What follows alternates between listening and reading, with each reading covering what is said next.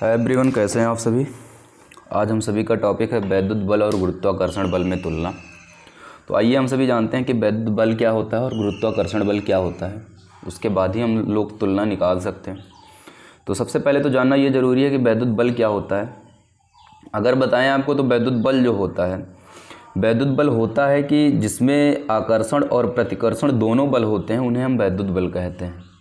और जिसमें केवल आकर्षण होता है उसे हम क्या कहते हैं, गुरुत्वाकर्षण बल कहते हैं। अब जैसे अगर हम लोग देखें तो होता क्या है इसमें कि वैद्युत बल के बारे में जान लेते हैं सबसे पहले, उसके बाद हम लोग गुरुत्वाकर्षण बल के बारे में। अब देखिए 2 पॉइंट होते हैं। सबसे पहले तो पहला पॉइंट है कि जिसमें जो है आकर्षण, जिसमें आकर्षण व प्रतिकर्षण दोनों बल होते हैं, उन्हें हम क्या कहते हैं, वैद्युत बल कहते हैं। ये वैद्युत बल का पॉइंट बता रहे हैं। अब सुनिए गुरुत्वाकर्षण क्या होता है। गुरुत्वाकर्षण का ये होता है कि जिसमें जो है केवल आकर्षण बल होता है, जिसमें केवल आकर्षण बल होता है उसे हम क्या कहते हैं, जिसमें आकर्षण बल होता है उसे हम कहते हैं गुरुत्वाकर्षण बल। अब समझिए बात, जैसे वैद्युत बल हुआ, आकर्षण और प्रतिकर्षण दोनों बल होंगे तो उन्हें हम वैद्युत बल कहेंगे। जिसमें केवल आकर्षण बल होगा उसे हम क्या कहेंगे, गुरुत्वाकर्षण बल कहेंगे। अब अगर समझने वाली बात है तो आकर्षण बल क्या है, प्रतिकर्षण बल क्या है, ये भी जानना जरूरी है। तो आकर्षण का मतलब तो आप लोग समझ ही रहे होंगे कि आकर्षण जो अट्रैक्ट करे अपनी तरफ, जो अपनी तरफ आकर्षित करता है उसे हम क्या कहते हैं, आकर्षण बल कहते हैं। प्रतिकर्षित का मतलब होता है कि जो अपने से दूर हटाए उसे हम क्या कहेंगे, प्रतिकर्षित कहेंगे। इसका मतलब इसमें अट्रैक्ट भी हो रहा है और प्रतिकर्षित मतलब दूर भी हटा रहा है। कौन, वैद्युत बल। तो इसका मतलब वैद्युत बल जो हुआ वो गुरुत्वाकर्षण बल। अगर हम कहना चाहें तो हम ये कह सकते हैं कि वैद्युत बल में आकर्षण व प्रतिकर्षण दोनों बल होते हैं, जबकि गुरुत्वाकर्षण बल में क्या होता है, केवल आकर्षण बल होता है। पहला पॉइंट ये हो गया। अब दूसरा अगर हम लोग देखें दोस्तों, तो दूसरा पॉइंट ये होता है कि जब वैद्युत बल में आकर्षण और प्रतिकर्षण दोनों होते हैं तो इसका मतलब कि भाई सिंपल सी बात है कि वैद्युत बल गुरुत्वाकर्षण बल की तुलना में अधिक प्रबल होगा, सीधी सी बात है। तो यहाँ दूसरा पॉइंट ये लिख सकते हैं, दूसरा पॉइंट हमारा ये हो सकता है कि यह जो है, यह गुरुत्वाकर्षण बल की तुलना में, यह गुरुत्वाकर्षण बल की तुलना में, बल की तुलना में अधिक प्रबल होता है, अधिक प्रबल होता है।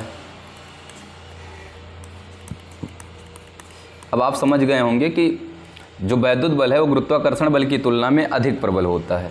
इतने पॉइंट थे हमारे वैद्युत बल और गुरुत्वाकर्षण बल में। अब कोई भी पूछ ले कि वैद्युत बल किसे कहेंगे, तो हम कहेंगे जिसमें आकर्षण व प्रतिकर्षण दोनों बल होता है उसे हम वैद्युत बल कहते हैं। कोई कहे कि गुरुत्वाकर्षण बल किसे कहते हैं, तो जिसमें केवल आकर्षण बल होता है उसे हम गुरुत्वाकर्षण बल कहते हैं। अब कोई पूछे कि दोनों में तुलना, तो आप यही तुलना बता सकते हैं कि वैद्युत बल जो है गुरुत्वाकर्षण बल की तुलना में अधिक प्रबल होता है। कोई ये भी पूछ सकता है कि कितना प्रबल होता है, तो आप बताओगे, कोई पूछे कितना प्रबल होता है तो कहोगे 10⁻36 गुना अधिक प्रबल होता है। कौन, 10⁻36 गुना अधिक प्रबल होता है। कौन, वैद्युत बल गुरुत्वाकर्षण बल की तुलना में। बस दोस्तों, गुरुत्वाकर्षण बल और वैद्युत बल में यही इतने पॉइंट थे। आगे अगर हम लोग बढ़ें थोड़ा सा, तो हम लोग का अगला हेडिंग है वैद्युत क्षेत्र किसे कहते हैं। अब सबसे सिंपल सी बात है, क्षेत्र पूछ रहा है तो एरिया पूछ रहा है। इसका मतलब कि आवेश के जो चारों तरफ का क्षेत्र होता है, जैसे जो हमारे आवेश होते हैं, जो हमारे आवेश होते हैं, आवेश के जो चारों तरफ का क्षेत्र है उसे हम क्या कहेंगे, वैद्युत क्षेत्र कहेंगे। अब जान लेते हैं हम वैद्युत क्षेत्र के बारे में। तो किसी आवेश की चारों तरफ का वह क्षेत्र जिसमें कोई परीक्षण आवेश को ले जाने पर आकर्षण अथवा प्रतिकर्षण का अनुभव करता है उसे हम क्या कहते हैं, वैद्युत क्षेत्र कहते हैं। अब जैसे देखिए कोई आवेश है, मान लीजिए कि यहाँ कोई आवेश है, ये हमारा है Q1, ये हमारा है Q2।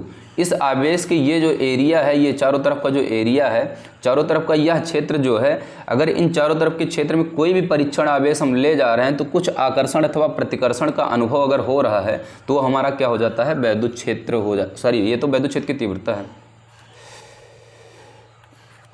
ये है हमारा वैद्युत क्षेत्र। अब देखिए कोई आवेश है हमारा Q1 और Q2, इस आवेश के चारों तरफ का जो क्षेत्र है उसे हम क्या कहेंगे, वैद्युत क्षेत्र कहेंगे। समझ में आ गया आपको? कोई पूछ ले कि वैद्युत क्षेत्र किसे कहेंगे तो कह सकते हैं सिंपल सी भाषा में कि आवेश के चारों तरफ का वह क्षेत्र, आवेश के चारों तरफ का वह क्षेत्र जहाँ कोई भी अन्य परीक्षण आवेश ले जाने पर आकर्षण अथवा प्रतिकर्षण का अनुभव करे तो उसे हम क्या कहेंगे? वैद्युत क्षेत्र कहेंगे। आशा करता हूँ कि आप सभी को समझ में आ गया होगा। आते हैं दोस्तों नेक्स्ट टॉपिक पे। नेक्स्ट टॉपिक हमारा है वैद्युत क्षेत्र की तीव्रता। नेक्स्ट टॉपिक है हमारा वैद्युत क्षेत्र की तीव्रता। अब वैद्युत क्षेत्र की तीव्रता के बारे में जानें तो हम लोग कह सकते हैं कि वैद्युत क्षेत्र की तीव्रता कोई भी परीक्षण आवेश के बीच लगने वाला बल तथा परीक्षण आवेश के अनुपात को हम लोग क्या कहते हैं? वैद्युत क्षेत्र की तीव्रता कहते हैं। कोई परीक्षण आवेश है, मान लो कोई परीक्षण आवेश क्या हो गया, मान लो कि कोई परीक्षण आवेश हमारा है जो है Q। कोई परीक्षण आवेश क्या है? Q है। अब कोई परीक्षण आवेश जब Q है, परीक्षण आवेश की बात कर रहे हैं तो भाई आवेश तो हमारा Q होता है, तो परीक्षण आवेश को Q0 मान लो, थोड़ा सा अलग मान लेते हैं। तो हमारा जो वैद्युत क्षेत्र की तीव्रता होता है उसे हम इंटेंसिटी कहते हैं। इसे हम E से प्रदर्शित करते हैं। किससे प्रदर्शित करते हैं? E से। तो हम लोग कह सकते हैं कि E = F/Q0, F/Q0। अब यही फिगर से हम लोग इसका परिभाषा बना सकते हैं। अगर हम कहें तो कहेंगे कि किसी भी वैद्युत क्षेत्र में स्थित आवेश तथा परीक्षण आवेश के बीच लगने वाला बल परीक्षण आवेश के अनुपात को क्या कहते हैं? हम वैद्युत क्षेत्र की तीव्रता। ये हमारा Q क्या है? परीक्षण आवेश है। देखो ये हमारा F क्या है? बल है। ये E हमारा क्या हो गया? वैद्युत क्षेत्र की तीव्रता। तो इसका मतलब अगर कोई पूछे कि वैद्युत क्षेत्र की तीव्रता का किसे कहते हैं तो आप लोग कहोगे कि परीक्षण आवेश व बल, व उस पर लगने वाले बल के अनुपात को हम क्या कहते हैं? वैद्युत क्षेत्र की तीव्रता कहते हैं।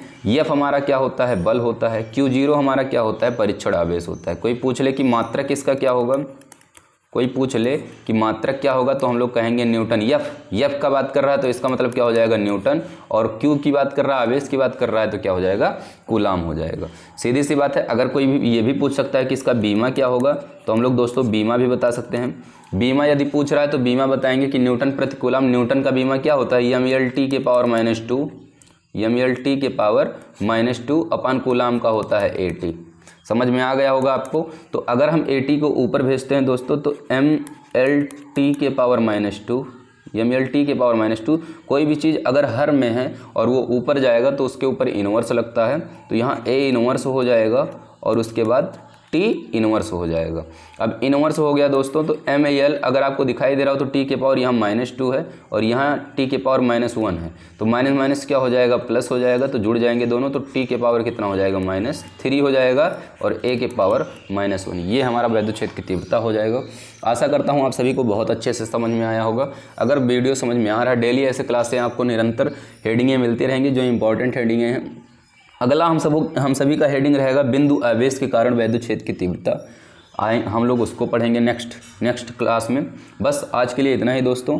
यदि आपको समझ में आया हो तो चैनल को सब्सक्राइब कीजिएगा, लाइक कीजिएगा, शेयर कीजिएगा। धन्यवाद।